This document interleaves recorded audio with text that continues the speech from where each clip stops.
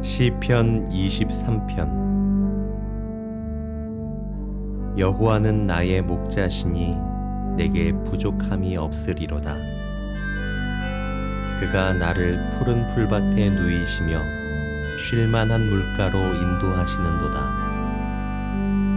내 영혼을 소생시키시고 자기 이름을 위하여 의의 길로 인도하시는도다. 내가 사망의 음침한 골짜기로 다닐지라도 해를 두려워하지 않을 것은 주께서 나와 함께 하심이라. 주의 지팡이와 막대기가 나를 안위하시나이다. 주께서 내 원수의 목전에서 내게 상을 차려주시고 기름을 내 머리에 부으셨으니 내 잔이 넘치나이다. 내 평생에 선하심과 인자하심이 반드시 나를 따르리니 내가 여호와의 집에 영원히 살리로다.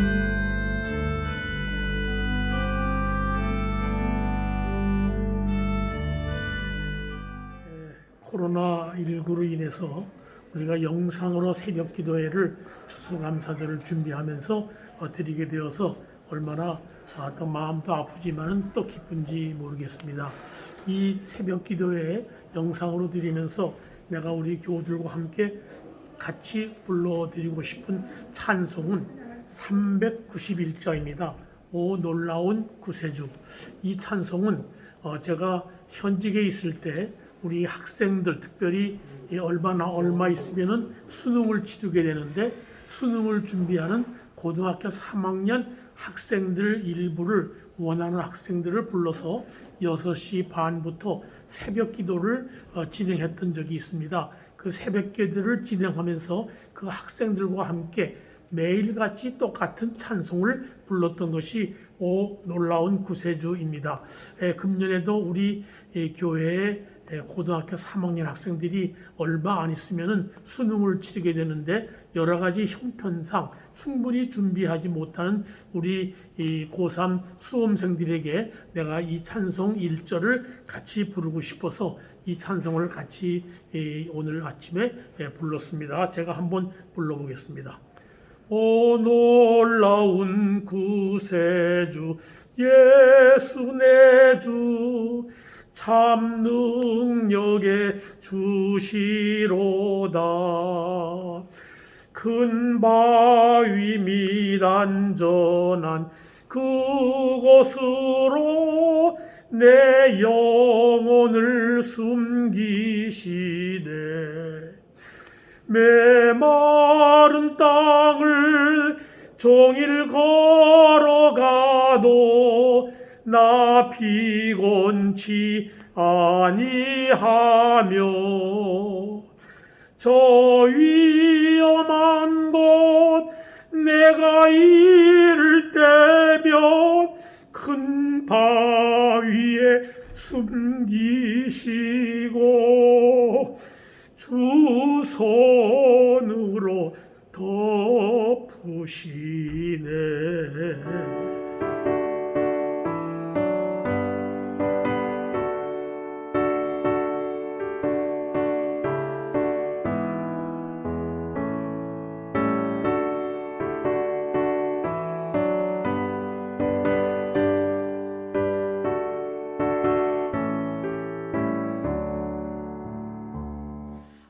놀라운 구세주 예수 내 주 참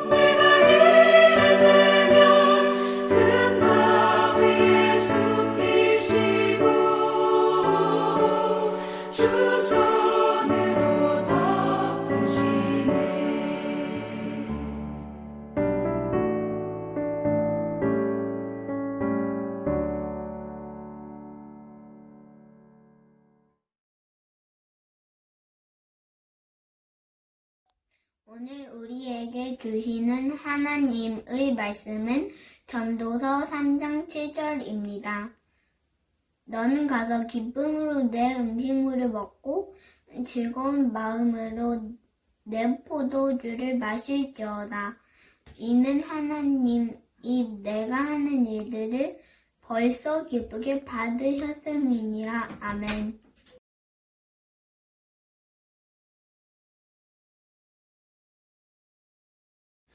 감사로 드리는 특별 새벽 기도의 둘째 날입니다. 이 아침 좋으신 하나님의 은혜가 우리와 함께 하기를 소원합니다. 한 가지 이야기를 들려드리겠습니다. 어떤 한 사람이 믿음은 좋은데 조금 약삭빠른 사람이 있었습니다. 그 사람은 날마다 하나님께 자기의 소원을 들어달라고 기도를 합니다. 그의 기도가 하도 간절해서 하나님은 그에게 찾아오셔서 이렇게 말씀하십니다. 무엇이든지 네가 청하는 것 3가지를 들어주마. 그 사람은 뛸 듯이 기뻐하면서 당장 첫 번째 소원을 말했습니다.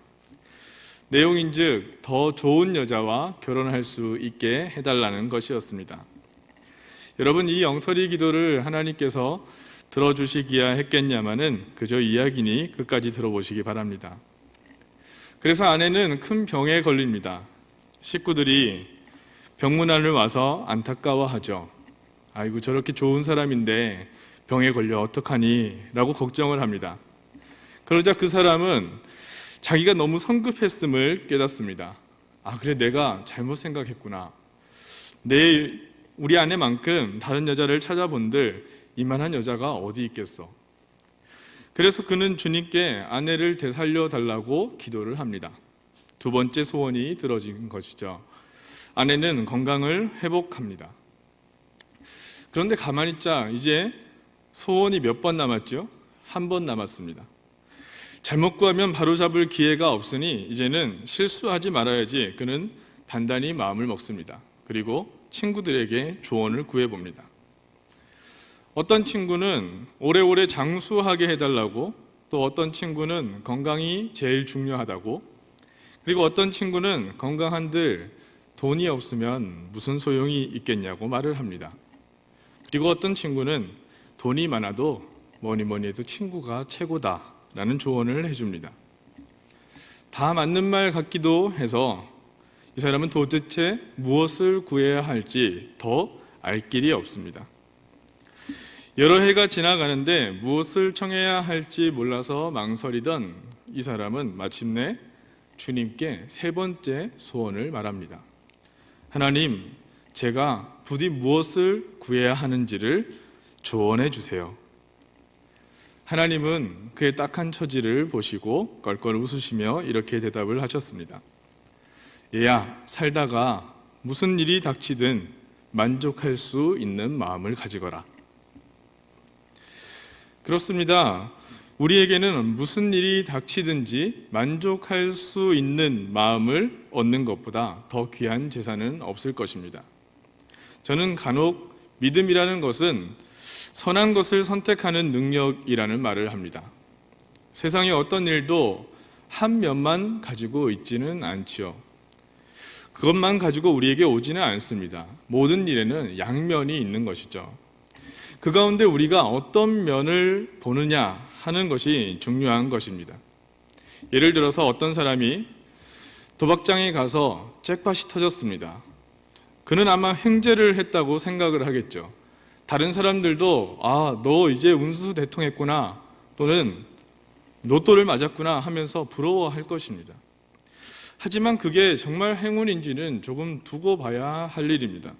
그 사람이 느닷없는 횡재에 직장도 그만두고 또 살아갈 수 있는 많은 것들을 다 팽겨치고 술집을 다니며 또다시 도박장을 기웃거리면서 살아간다면 아마도 행운처럼 보였던 그 일은 사실 타락하고 또 실패하는 그 일의 시작이 될 것입니다.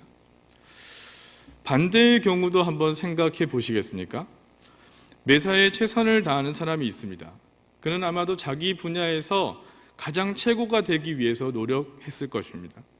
그렇기에 그는 자기 주변에 있는 사람들을 돌아볼 여유는 사실 없었겠죠.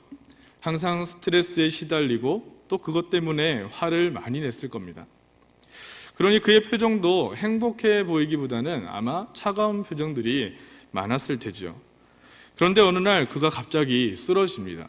아마도 그 몸의 신호를 무시한 채 열심히 일만 하다 보니, 성공하려고만 달려가다 보니 깊은 병에 걸리고 만 것일 겁니다. 그는 낙심했겠지요. 아마도 그리고 자기는 참 불운하다라고 생각을 했을 겁니다. 산다는 게 이런 것인가 싶어서 죽고 싶다는 생각도 할지도 모르겠습니다. 하지만 그는 자기의 회복을 위해서 정말 누구보다 자기 자신을 아끼고 마음을 쓰며 따뜻하게 돌보아주는 사람이 있다는 것을 깨닫게 됩니다. 그리고 자기가 정말 누구보다 사랑받고 있다는 사실을 눈물겹게 깨닫게도 됩니다. 그래서 자기를 위해서 사랑하는 이들을 위해서라도 내가 살아야겠다라고 생각을 하면서 그 몸이 점점 회복되게 됩니다. 건강할 뿐만 아니라 그는 비로소 자기 중심적인 삶에서, 그리고 또 성취 중심적인 삶에서 벗어나서 다른 이들을 배려할 줄 아는 사람, 그리고 따뜻한 마음을 가진 사람으로 회복되게 됩니다.